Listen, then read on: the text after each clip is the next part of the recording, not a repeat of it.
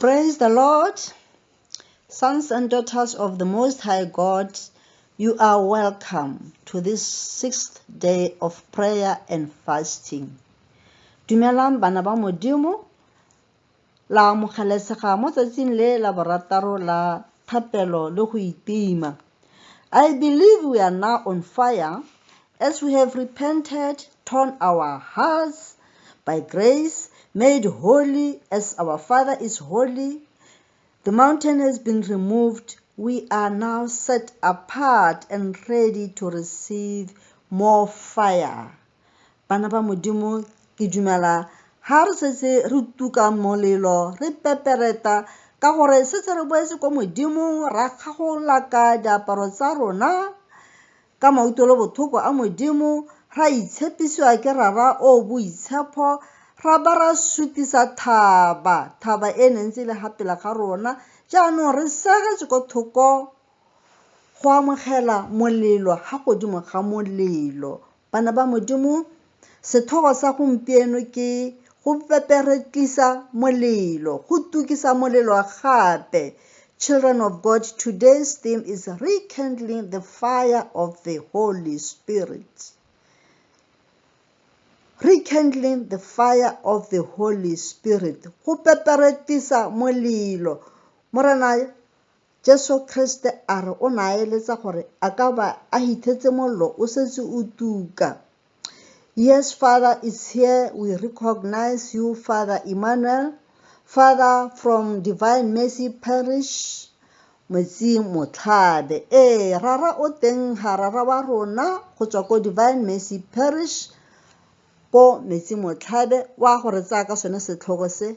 Father Emmanuel, you are more than welcome. The floor is yours. Ama utlwela botlhoko a morena wa rona Jesu Kriste lorato lwa modimo le kabelano ya moya o boitshepo a nne le lona lotlhe ba ka o lengwe mo go Kriste ke a lo amogela mo letsatsing le la borataro la malatsi a rona a supa a thapelo le go itima. Ke batla go dumela gore ga lo a simolola go lapa lo lopa gore ke tele lenaneo le la rona le ka feta. Ke batla go dumela gore lo santse lo tuka ka molelo wa Kriste. Ke tswelela ke lo rapelela gore ditshogofatso tse le tla di amogela mo malatsing a di age le lona gompieno le ka bosena bokutlo. Ke eletsa go amogela le lona setlhogo se sa gompieno se se reng go tsosolosa molelo wa moya o boitshepo. Hallelujah. Go tsosolosa molelo wa moya o boitshepo. Re tla amogana evangeli ya ga Luke kgaolo e le ya 12 temana e le 49 ya re ke tsile go latlhela molelo mo lefatsheng mme ke eletsa jang fa o ka bo o setse o tshubilwe. A ke mafoko a morena Jesu. Ke tlile go tlisa molelo fela mo lefatsheng e seng sepe gape. Bana ba modimo fa lo lebella matsholo a rona lo tla lema gore a ikaegile ka dilo tse tharo mme tsotlhe di le botlhokwa.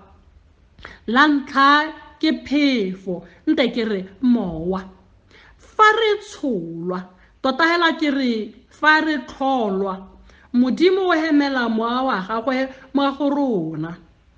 Gakologelwa gore irile hela kwa tshimologong ya lobopo a hemela mowa wa gagwe mo go Adamu mowa o tshidileng.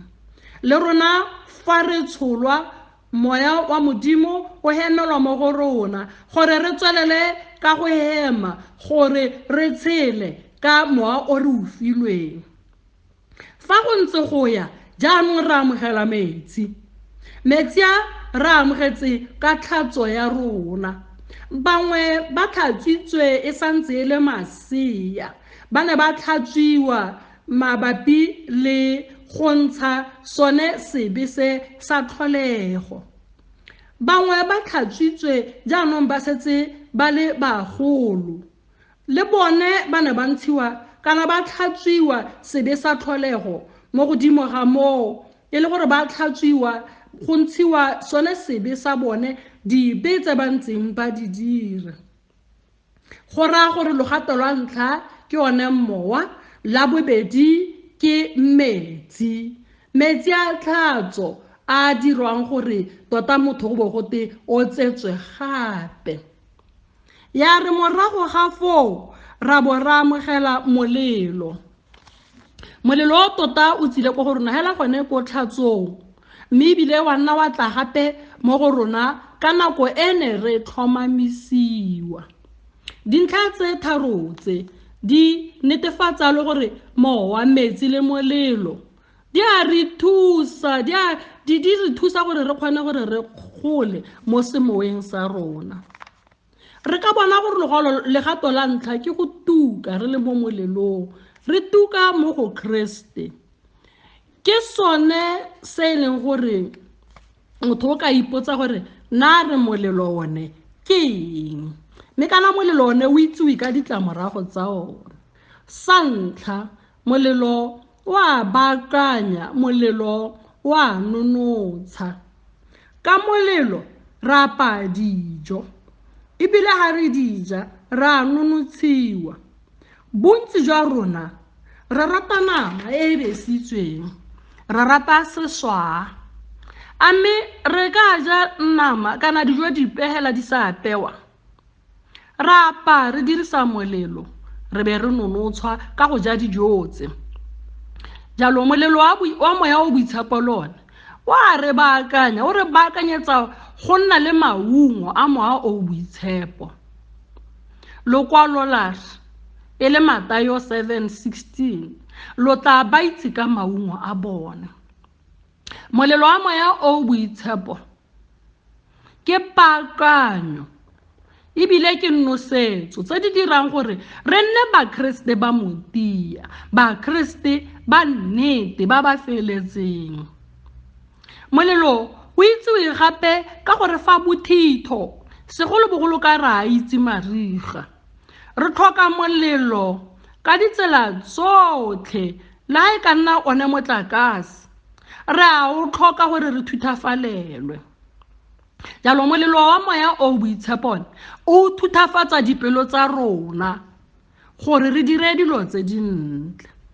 Sa boraro, molelo o wa re dibela, wa re babalela. Ga re lebelele yone nama, ra bo re babalela, mme re ka dirisa one mosi wa molelo go e babalela gore e kgone go nna lebaka le lelele e sa bole. Molelo wa moya o boitshepo o re babalela, o re dibela mo bosuleng. O tshuba bosula jo bo tlisitswang kana jo bo tlisiwang ke mewa e maswe. O dira gore pelo nngwe le nngwe e itsididi e thutafale. Molelo wa tuka o bo o re thusa, o re boloka kgatlhanong le poifo le matshwenyego. Lwa bone se se botlhokwa ka ga molelo gore wa fisa, o fisa sengwe le sengwe se se mo tseleng ya rona. Ka molelo re ka tshuba dipoifo, re ka tshuba bosula jotlhe mo matshelong a rona. Gakologelwa gore molelo kana wa dirisiwa go itshekisa gauta, ke sone e sala e le ntle jaana ya bone e o raletse go le pele. Gakologelwa gore mo go Luke 24:13 go ema ka 35 re kopana le barutwa ba le ba neng ba itlhobogile ka ba ne ba re Jesu o sule o bolailwe, ba tsaya gore go fedile ka ga bone ba ikela Emmaus. Ile ha ntse ba le mo tseleng Jesu a tsamaya le bone, ya re morago ba bua ba re ka nantsa ba fa lefoko mo tseleng, ba re a dipelo tsa rona ga di a ka tsa tuka fa ntse a na le rona, a bua le rona mo tseleng.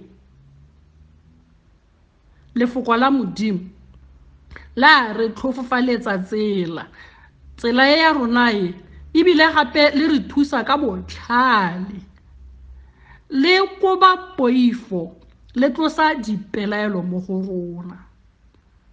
mme kana gongwe ba kaolengwe re a itse gore re kgona go latlhegelwa ke molelo re ka latlhegelwa ke kgalalelo ye yone e re amogetseng ka tlhatso yone e rileng ra e amogela ka tlhomamiso mme re kgona go latlhegelwa ka ntlha ya matshelo a rona a sebe ka mabaka ao ra tshwanelwa gore re kgotletse molelo re tsosolose molelo kana gore molelo o tsosoloswe go raya gore o ne o setse o sule ne o setse o ka re wa tsidifala re bua ka ga go kgotletsa go ntšhafatsa dilo go dira se tota Modimo a neng a batla gore molelo o se dire mo matshelong a rona lefoko la Modimo la romela moya wa gago morena o ntšhafatse sefatlhego sa lefatshe o ntšhafatsa jalo ka molelo wa gago fa re boela mo sebeng re latlhegelwa ke molelo ke ka moo Bakorinta wa bobedi kgaolo e le 5 temana e le 17 re bolelwa gore fa motho a le mo go Kriste wa ba le sebopiwa se sešwa tsa pele di fetile fa re boela sebeng re tshwana le ntša e a reng e senona ekgwa e be gape e ja mo e hwileng mo go rang gore re latlhegelwa ke kgalalelo ya Modimo re latlhegelwa ke boiponagatso jwa Modimo mo go rona fa re kgotletsa molelo mo matshelong a rona tota molelo wa re boela ra bo re bua ha re rialo ka ga go boela ko moratiweng wa rona wa ntlha e leng ene Modimo ka sepelepele re tlhoka go amogela gape boago jwa moya o boitshepo mo go rona mme ga gona tsela e gaisang go boela re a boipolelong fa re a boipolelong ra bo re kgotletsa molelo wo ga go kgathalesege gore a bua ka diteme a tlola nte jang nnete ke gore re tla itsewe ka maungo a rona Bagalata 5:21-22 re bolelelwa ka maungo ona a lopiwang mo go rona e leng lorato boitumelo kagiso e leng bopelotelele bopelontle molemo le boikanyego fa re ikisa ko tlase re ikgobalatsa ka fa tlase ga Modimo re boela ko go ene ene le ene o boela mo matshelong a rona jalo ditsala fa lo latlhegetswe ke molelo o wa Modimo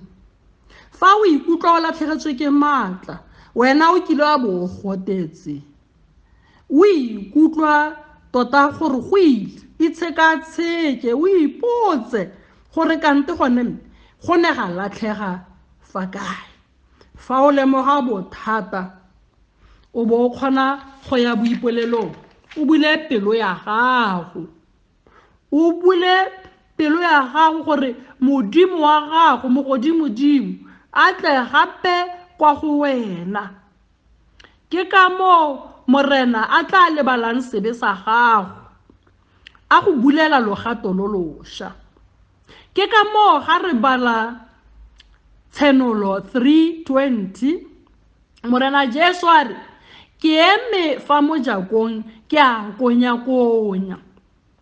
a re wena o bule mojako ga o bula mojako o tla tsena a batla go ja le wena o raya gore o tla kwa go wena e le rara wa rona e le morwa e le moya o boitshepo mme kana ga batla kwa go wena batla ka molelo batla ka tlotso e leng gore e thusa go go kgarameletsa mo go direng gore o dire dintle gantsi re nyatsa sakramente se sa boipolelo re se tsaya lolea fa o ikutlwa o eletsa go tsosolosa molelo o bo o ikutlwa tota e le gore ka boammaaruri kgalalelo ya Modimo wa e batla wa gape ka mangole ikgobokanye o ye sakramenteng se sa aletare. Ke ka moo go tweng botlhe ba ba boitshepo ba ba itshekileng ba ba yang boipolelong kgapetsa-kgapetsa ba tsosolosa kgalalelo ya Modimo e ba latlhegetseng. Jaaka re tloga re fetsa malatsi a go itima le go rapela a supang, a re gakologeleng gore Morena Jesu o batla pelo, o batla gore wena o mo neele pelo ya gago gore a e dirise, gore a ikgalaletse. A ka se ka dira jalo fa wena o sa dirisane le ene. A ka dira jalo ha e le gore wena tota wa amogela gore o a tlhaela.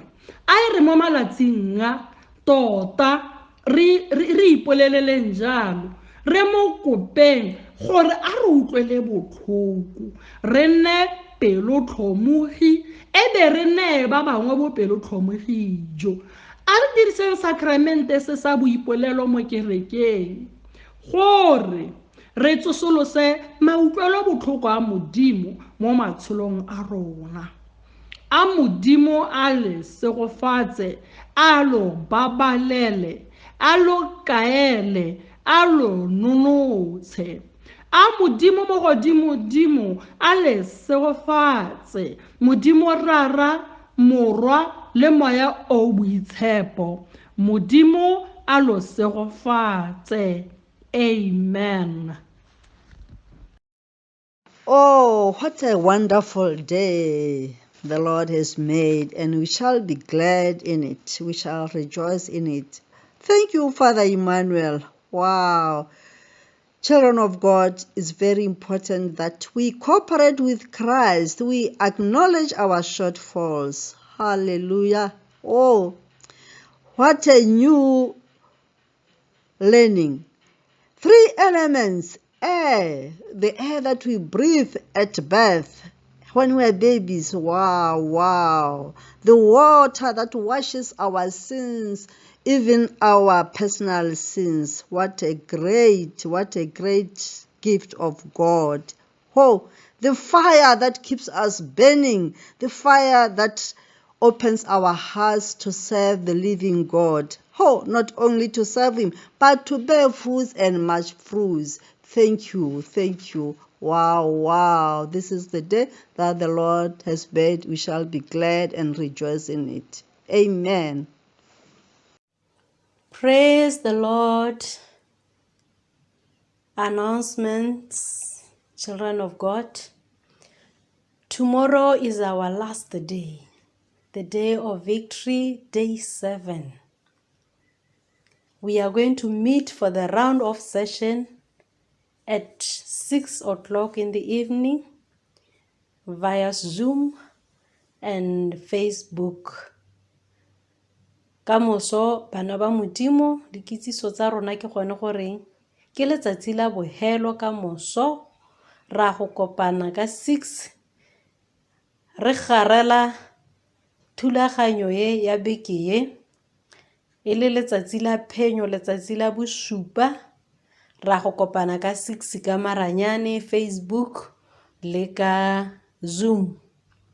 Jaanong a re iketetseng mo letsatsing la ka moso re te go konetelela tiro ente e Modimo a simolotseng mo matshelong a rona.